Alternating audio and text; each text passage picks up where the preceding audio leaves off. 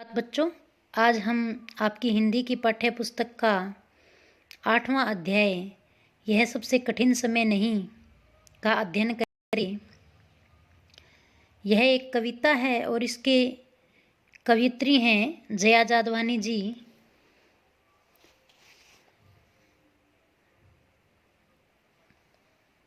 आइए देखते हैं इस कविता को।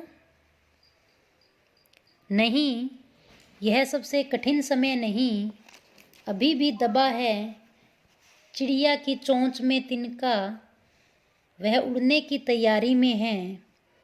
अभी भी झरती हुई पत्ती थामने को बैठा है हाथ एक, अभी भी भीड़ है स्टेशन पर, अभी भी एक रेलगाड़ी जाती है गंतव्य तक।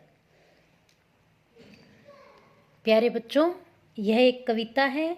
इस कविता में हमें कवित्री यह कह रही हैं कि अभी सबसे कठिन समय नहीं है कि हम हार मान जाएं।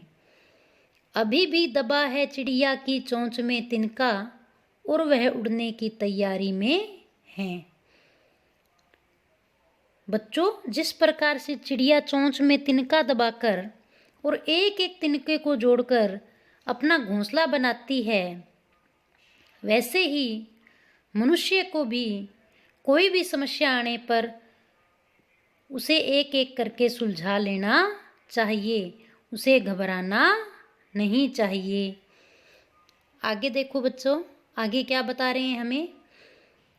अभी भी झरती हुई पत्ती थामने को बैठा है हाथ एक, अभी भी भीड़ है स्टेशन पर, अभी भी एक रेलगाड़ी जाती है गंतव्य तक।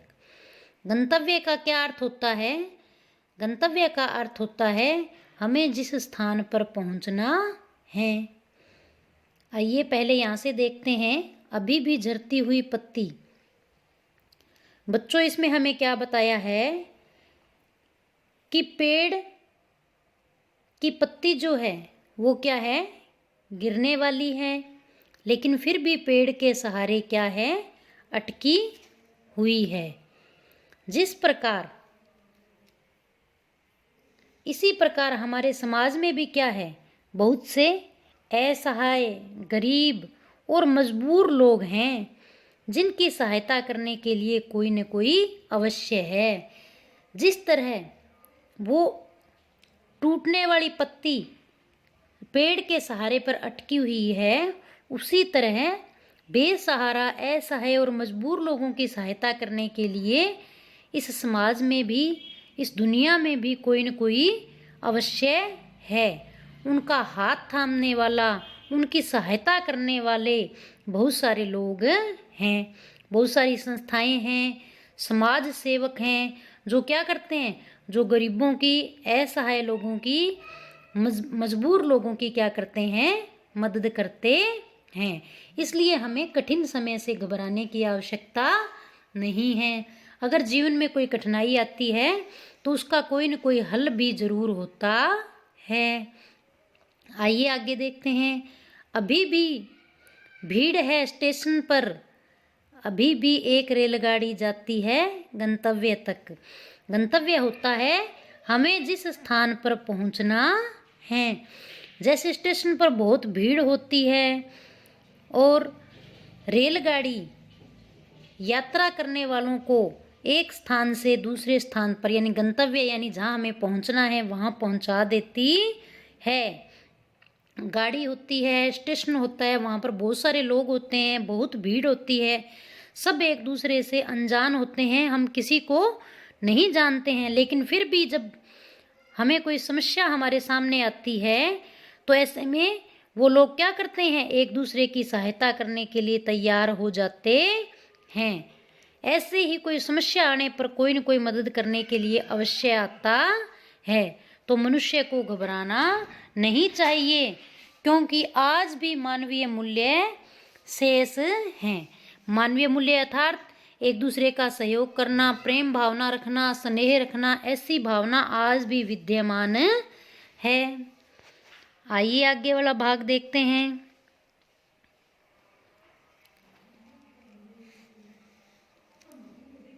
जहाँ कोई कर रहा होगा प्रतीक्षा, अभी भी कहता है कोई किसी को, जल्दी आ जाओ कि अब सूरज डूबने का वक्त हो गया है।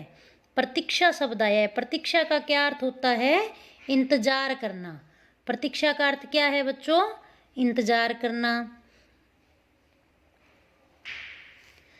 जैसे जैसे बच्चों आज भी कोई हमारा इंतजार कर रहा है, सूरज डूबने का वक्त हो गया है, घर आ जाओ। उदाहरण के लिए जैसे आप विद्यालय जाते हो और छुट्टी होने का समय होते ही आपको यूँ लगता है कि जल्दी से घर जाएं, माँ घर पर इंतज़ार कर रही है। या ऐसे ही शाम के समय आप खेलने के लिए घर से बाहर चले जाएं और जैसे ही सूरज डूबने लगता है तो हमें क्या पता लगता है कि हमें घर जाना है।